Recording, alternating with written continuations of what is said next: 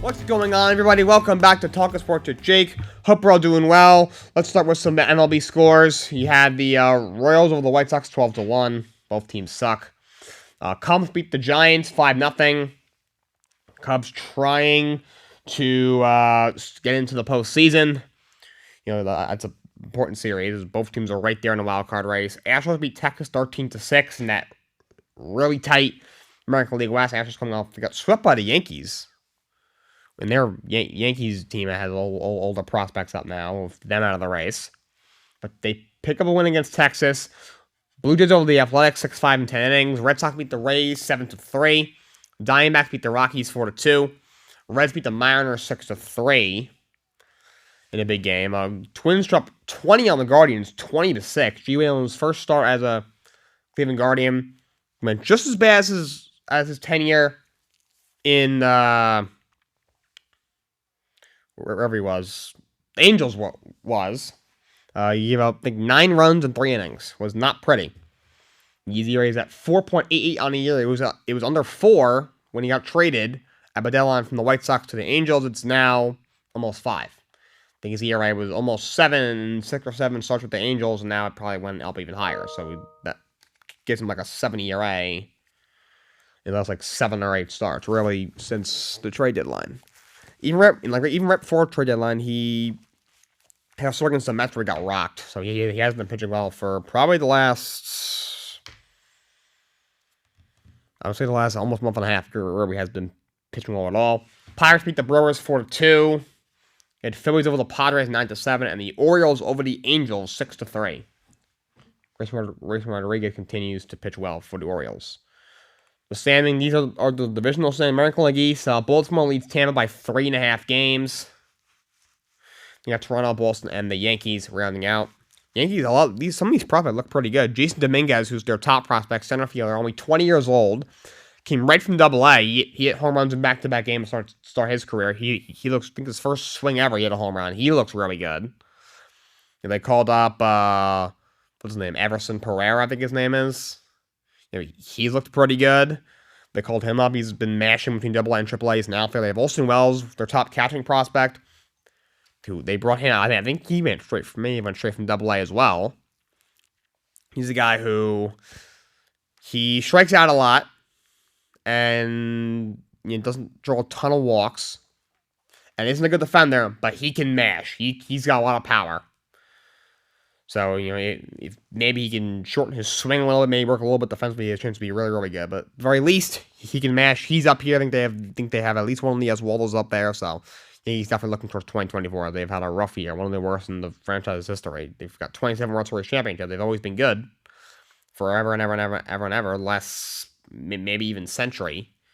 And also this year right now, they're a game under 500, and they're in last place in the division, and their season's basically over. American League Central, the Twins lead the Guardians by 6 games. Twins 72-6 are in first place, but every other team in the division is horrible. The Tigers, White Sox, and Royals round out that division. American League West, really tight. You have Seattle and Houston are tied for first. Seattle is win percentage is 0-0-1 over Houston. They're at 562. Houston's win percentage is 561. Seattle's got 1 less win and 1 less loss than Houston. That's just because of the whole games played thing. Texas is a game back. And Seattle just lost 2 out of 3 of the Mets. To me, that makes you automatic for the Mets are very bad. Trust me, I watch them every single day. Then you have the Angels and A's running under that division. A's are a half game, I don't want to say better or worse. They're a half game worse than the Royals. So I almost want to say better. They're better off losing this one. They're both awful. A day or two ago, the Royals were worse than the A's, actually. Both teams are horrendous. A's are 42-96. Royals are 43-96. So both teams are 4 losses away from 100 losses on September 5th. We still have 3.5 weeks to go in the season, and they're 4 losses and they have 96 losses already. National League East pretty much over, by the way. A's and Athletics are only 2 teams that are officially eliminated from playoff contention. It's been that way for a couple weeks now. Braves 14.5 game lead in the National League East. The division's over. Braves first team to 90 wins this season. Best record in baseball.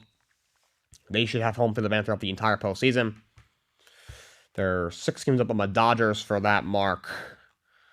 In the National League, I think they're like 4 or 5 games ahead of Baltimore, who's the best record in the American League and is slightly ahead of the Dodgers for record-wise in the league. So they should have home field advantage the entire postseason. Of course, they love their home runs. They've had a phenomenal season. They are 44 games over 500 in September. You have the Phillies, who are very good, just as the Braves are absolutely insane, and the Marlins, Mets, and Nationals. Mets a couple days ago were actually worse than Nationals. Now a game and a half ahead of them. It doesn't matter. They both suck. Nationals, by the way, Nationals can't pick higher than 10th in the draft because of the new rules with the lottery. Try to stop tanking. And the Mets, if they don't get a top 6 pick, which put them in the lottery, the pick would move down 10 spots because of a penalty for being over the luxury tax. So there's that. Next week Central, pretty tight. Brewers in first right now. Cubs 2.5 back though. They're playing well. They've been playing really good baseball really for the last 2+ months, to be honest. Reds are 5.5 back. You get the Pirates and the Cardinals running at that division. National League West. Dodgers pretty much ran away for their 14-game lead. You got Arizona, San Francisco, San Diego, and then the god-awful Colorado Rockies. Rockies every year are bad. They were really good when they had like Todd Helton and the whole I forget what they called them with Bichette and all those guys. They've been good in years. They had like 1 or 2 decent years where they were a wild card team of like 5 years ago or so, but they're not good. In the American League wild card race, so the first wild card is Tampa. So they're 3.5 out of their division. So Baltimore or Tampa will end up being the first wild card almost definitely if they don't win the division. Houston's the second wild card. Technically tied for the division with Seattle, but Seattle win percentage is barely higher than Houston, so Houston's technically the second wild card, and then Texas is the last wild card. Houston's a game ahead of Texas. Toronto is only a half game out. Boston Red Sox are 4.5 games out, and that's about it. Yankees are 8 games out, and they're distant. That's the next best team. And then Cleveland, Angels, Detroit, the White Sox are basically cooked, and then the A's and Royals are officially eliminated. Texas Rangers, they missed the playoffs. That's tough. A couple months ago, we thought that they could maybe make a run for having the best record in baseball. Now all of a sudden, they might not even make the playoffs. They're obviously only a game out of their division, but they're only a half Toronto for the last playoff spot. That's crazy. I mean, I don't see the difference between them and the Mets. They spent a crap ton of money. They have Max Scherzer, and Jacob deGrom, basically the Mets, if you ask me. Except they're actually might make the playoffs. National League wildcard race. Philadelphia Phillies the first wild card. Pretty solid lead for that. They're 2.5 games ahead of the Cubs, who are the second wild card.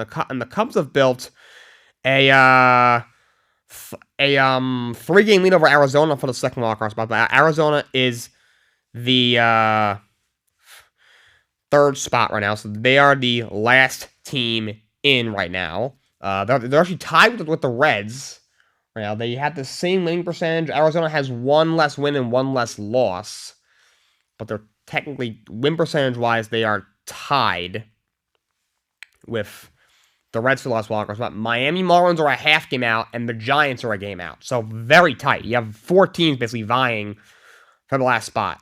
And the Cubs are only 3 games ahead of Arizona and Cincinnati, so that's not impossible. They could drop to the third spot. And also, the Cubs are only 2.5 games out of their division. Now, where is Milwaukee? Okay, that's really Milwaukee is. Oh, they're in first. Never mind. But yeah, so last spot's tight in National League. Arizona and Cincinnati right now are tied for the last spot. Miami's a half game out, and the San Francisco Giants are a game out. And then Giants been struggling a bit, lost 4 in a row, and then San Diego 6.5 out. Just a bit of a distance. Very disappointing year for them. The Mets, Nationals, Cardinals, and Rockies round out the National League. So last week, the Mets shuffled their front office.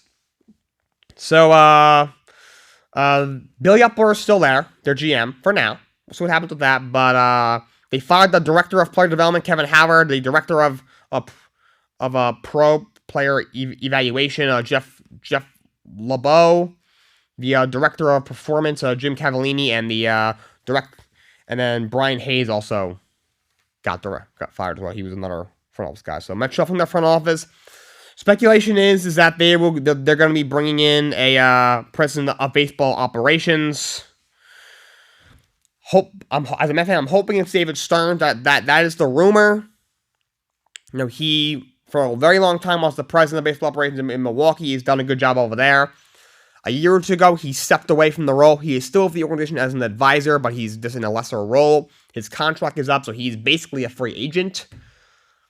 So there's been a lot of links to Stearns. 2 years ago, when they had that failed president of baseball operations search, they ended up having to settle for Billy Upler as a GM, and then kind of Sandy Arlson kind of like took a role a little more on the baseball operations side. Of course, now he's just on the business side. So many guys either said no, they declined to interview, they're off the job, but said no. A couple times they tried to like hire like a president to be a president opposed to a GM, so the team blocked them. You can block lateral moves. You can't block like a GM trying to be a president, but you can block a president trying to be a president. But Stearns was blocked. And when they asked him, he says, "My family is happy in Milwaukee." So like, he didn't say he didn't want a job, but he didn't say he did. And now, like, he looks like he's gonna be leaving Milwaukee. He's not as involved. Obviously, he's in a lesser role. Also, I think he's from New York. I think that's what the whole connection is, along with, and then now he gets to go to a much bigger market team. You have a lot more money to spend. Could be a fresh start. He's looking to go somewhere. But I believe he's from New York. There's a connection there. I'm not sure, who else will be available. I'm not sure if he'll have other suitors. I heard St. Louis might get a shakeup, and maybe he could go there. But I do think Steve Cohen wants to bring in a president of baseball operations. He said in his little when he came out and talked about his disappointment of the Mets a couple of months ago that. By the way, my dad is actually on my Twitter space, and he confirmed that he's a New York guy. Yeah, so that is the connection there. So I do think Cohen wants to bring in Stearns. He said in his little thing when he like everyone was pissed off and they were struggling. He went and did a little press conference right before that the one game a couple of months ago. That he says he does want to bring in a president of baseball operations eventually. He's talked to Billy Upler about it, and Billy Upler knows, and he was supportive. He went on that whole thing. So there's a shot that they could bring in a president of baseball operations to serve over Upler, and Upler stays. I'm not sure if it would happen. I mean, baseball Cohen is saying he's on board, but along with I'm not a fan of Billy Upler. I do like what he did at the trade deadline. It sucked a team with these expectations and a $344 million payroll. Is selling up a deadline and might lose 90 games. I mean, they probably won't lose 90. They need to lose 16. It's possible. They're going to be they're not going to get within 2 weeks of the playoffs, those expectations, but that was the right move at the time. I think he did a phenomenal job restocking their farm, which is the right move. But everything else he's done has just not worked out. He's not done a good job. He was terrible with the Angels. He's not been good with the Mets. I don't think he's a good GM at all. Like, let's say if the Mets bring in Stearns, like if I'm Billy Upler, do you even stay? If he could possibly be like a GM, maybe just look for a GM job somewhere else, or maybe be like, even if you go being an assistant GM somewhere else, and eventually within a few years, build yourself back up to be a GM somewhere else in the future, or take over that front office if they make a move there. So I'm a little skeptical that he would stay, but if he's on board with it, I guess. But I do think they might as well bring a president of baseball operations. I think that happens this offseason, and I hope it does, because I do not trust Billy Upler to fix his team in the offseason. That being said, he did go on some sort of sports radio and said the Mets will be involved in the pitching market this offseason. And thank God, because their pitching sucks. There's 4 MLB caliber pitchers on this roster. In the rotation, Kodai Senga, who's been phenomenal, and Jose Quintana, who's actually pitched very well since coming off the IL. I think at the end of July, came off in the end of July, or maybe early August. Hasn't gotten any run support, that's why he only has 1 win, and the Mets also suck. Like Dave Pearson, to me, you gotta move him to the bullpen. He's not a starter. Definitely move Tyler McGill to the bullpen. Good lord. And who's their 5th starter right now? Is it Dene Reyes or something? I don't know who their freaking 5th starter is. I will say, I think Mike Vassell deserves a shot. He's pitching well in AAA.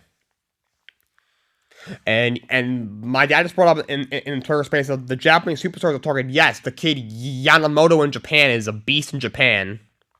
Could be. I'm sure. I have to think him and Senga know each other at least somewhat. So Senga could kind of help him out there. So that's why the connection there, and they've been linked to him. So I would like to see them go after him as well.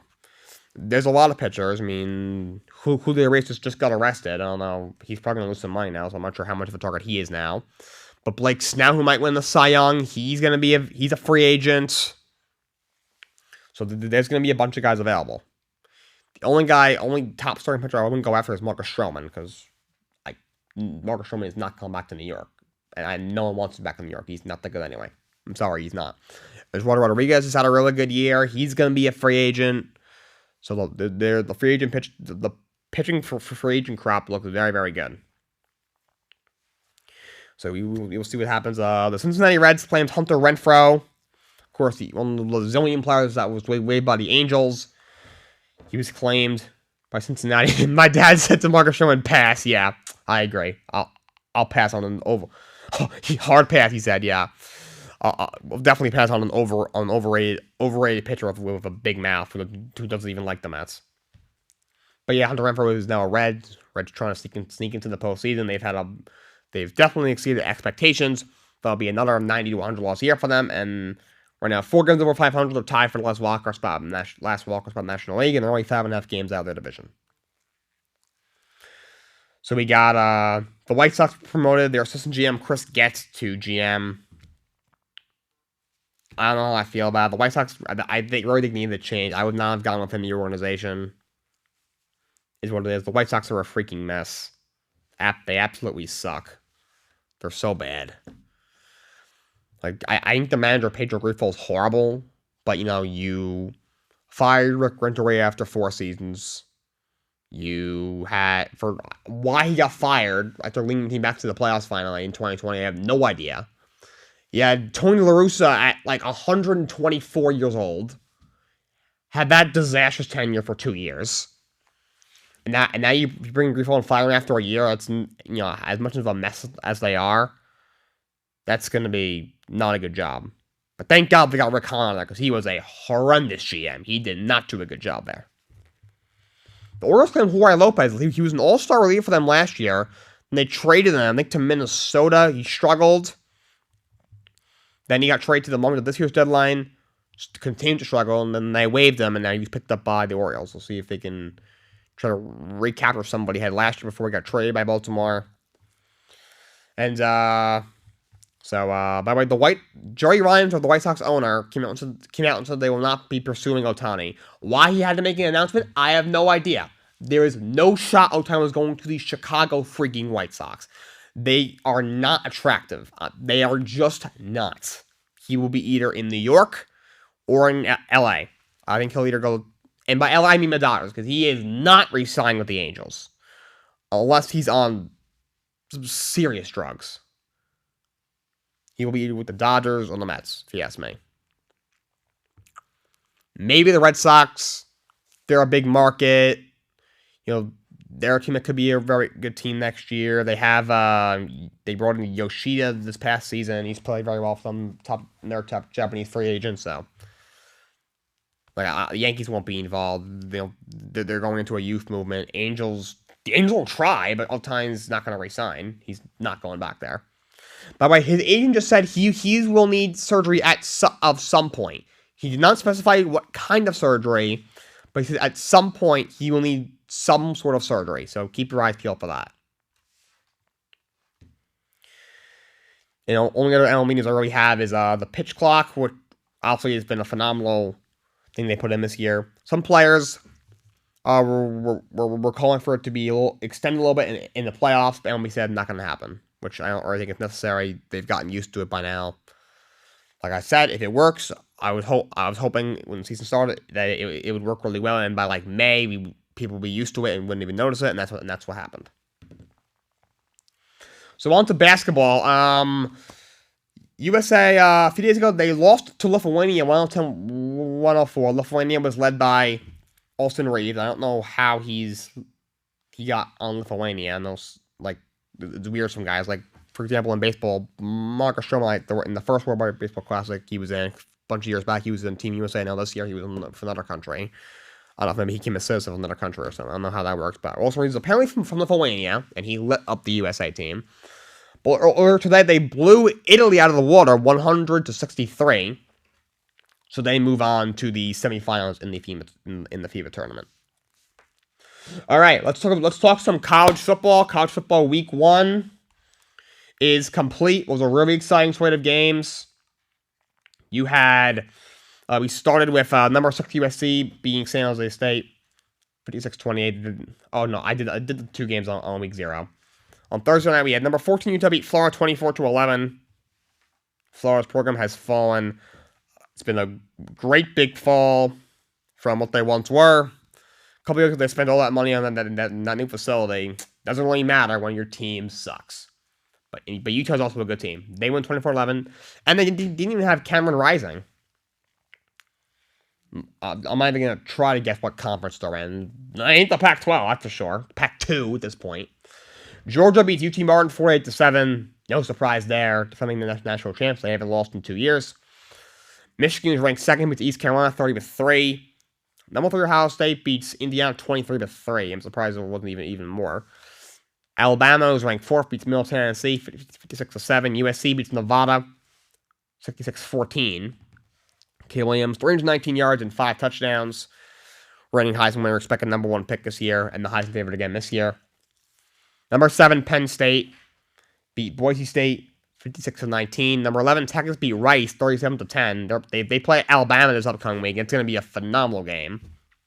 Number 12 Tennessee over Virginia 49-13. Number 13 Notre Dame over Tennessee State 56-3. Notre Dame looks good so far. They have a quarterback now. Sam Hartman's actually pretty good. So they could possibly be a sleeper. Number 15 Oregon beats Portland State 81-7. Yikes. But Bo Nix threw for 287 and 3 scores. Number 16, Kansas State beats Southern Missouri 45-0. Or Southeast Missouri, whoever the heck that is. Colorado beats number 17 TCU 45-42. We talked about this with Justin yesterday. They looked phenomenal. Shedeur Sanders for 510, 4 touchdowns. Travis Hunter 11 catches for 119 yards, and he had an interception. Put 110 snaps in the game. Colorado's off to a great start. Coach Prime is making his mark over there. Number 19 Wisconsin beats Buffalo 38-17. Number 20 Oklahoma beats Arkansas State 73-0. My God. Number 21 UNC beats South Carolina 31-17. Number 22 Ole Miss beats Mercer 73-7. Number 23 Texas A&M beats New Mexico 52-10. Obviously, Coach has a lot of blowouts as you are seeing. Number 24 Tulane beats South Alabama 37-17. Number 25 Iowa beat Utah State 24-14.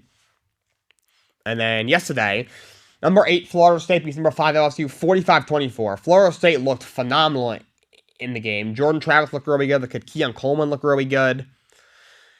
First half, both teams made a lot of mistakes. Second half, Coach McNorville made a lot of adjustments, and LSU didn't. Brian Kelly, LSU's coach, was not happy after the game. He came out and he said, "This is basically, we are not the football team that I thought we were." So these last 2 days are probably very long practices. This was actually not yesterday; it was 2 days ago on Sunday. But Florida State looked phenomenal. They came in ranked 8th in the country, best team in the ACC. They might win the ACC this year. They are finally turning the corner.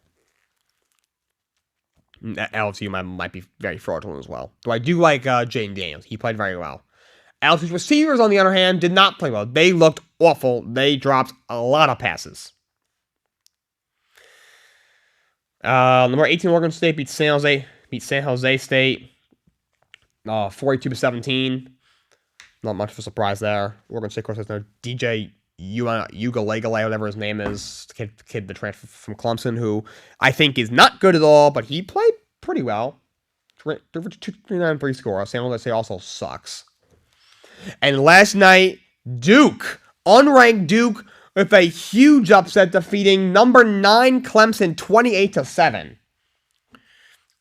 So look, since Mike Echo took over, he's started turning that program around. They went 9-4 last year.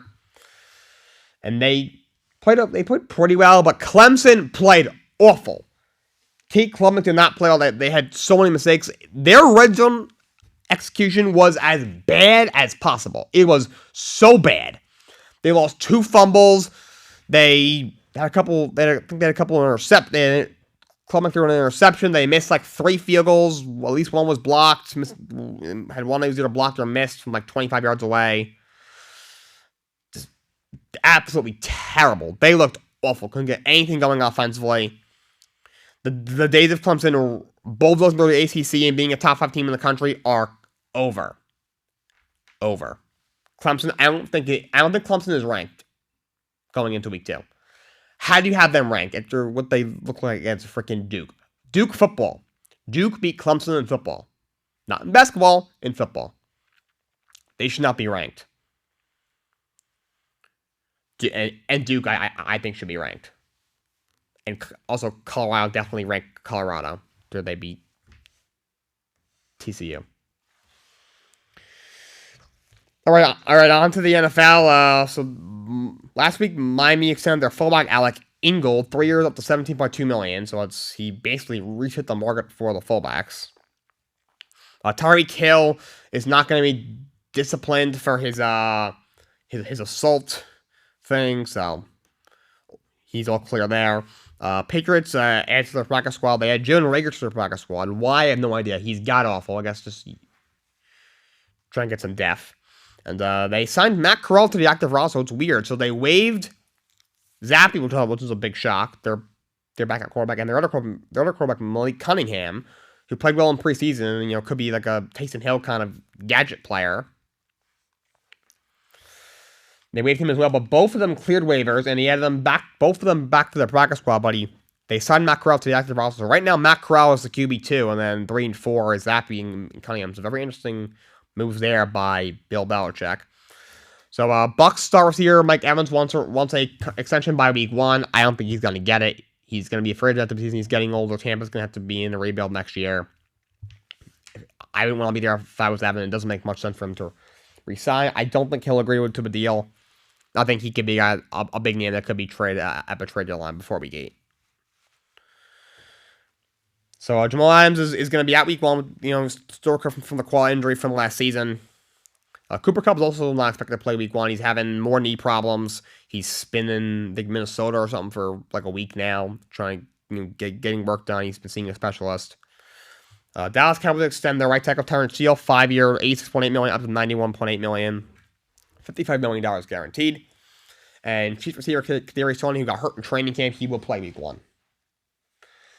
So the Ryder Cup team for the European Ryder Cup team has been settled. I talked about the American team, I think last week. The automatic qualifiers for the European team were Rory McIlroy, of course, John Rahm, of course, he is phenomenal. Victor Hovland was really good. Matthew Fitzpatrick, Tyrell Hatton, and Robert McIntyre. The captain pick for Tommy Fleetwood, who's very good. Justin Rose, great Ryder Cup player. Shane Lowry, Ludwig Aberg, Seb Straka, and Nikolai Hojgaard. Right, so the American team isn't as stacked as we all thought it was going to be, the whole thing of live golf and everything that happened. But I still think the USA team is going to win. I think they have a better overall team. But you'll see what happens. About 3.5 weeks from now will be the Ryder Cup. All right, I want to talk about Payback in WWE. Let's go over the matches. Becky Lynch against Trish Stratus in a steel cage match. Phenomenal match. The fact that Trish Stratus at 48 years old, first of all, still looks like that and was able to put on that kind of match was phenomenal. You see all like these like all-time greats. They have like and they stay part-time with like John Cena, Goldberg, even Brock Lesnar. Trish Stratus might have topped them all. It was a viral video. Like some fans said as she was entering the ring, she goes, "You're gonna lose to Rebecca," and she goes, "Shut the F up." It was so funny. That was a good match. You had The Miz versus LA Knight with John Cena as a special guest referee. Cena's a big fan of LA Knight. I think he kind of sees a little bit him and LA Knight, that he helped LA Knight win the match. In the United States Championship, Rey Mysterio beat Austin Theory to retain. In the Tag Team Championship, Owens and Zayn lost the titles to the Judgment Day, specifically Finn Balor and Senor Money in the Bank, Damian Priest with the help of the one and only JD McDonough. I think he'll be in the Judgment Day very soon. And then Cody Rhodes joined Grayson Waller on the Grayson Waller effect. And then Jey Uso returned, and Jey Uso's going to get traded to Raw, so someone's going to SmackDown. So we'll see what happens. And then for the Women's World Championship, Rhea Ripley defeats Raquel Rodriguez. And for the World Heavyweight title, Seth Rollins defeated Shinsuke Nakamura. And that's really it.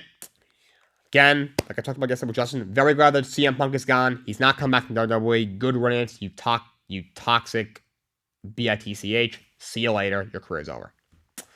All right, that's all I got for you guys today. Until next time, so long. Have a great day.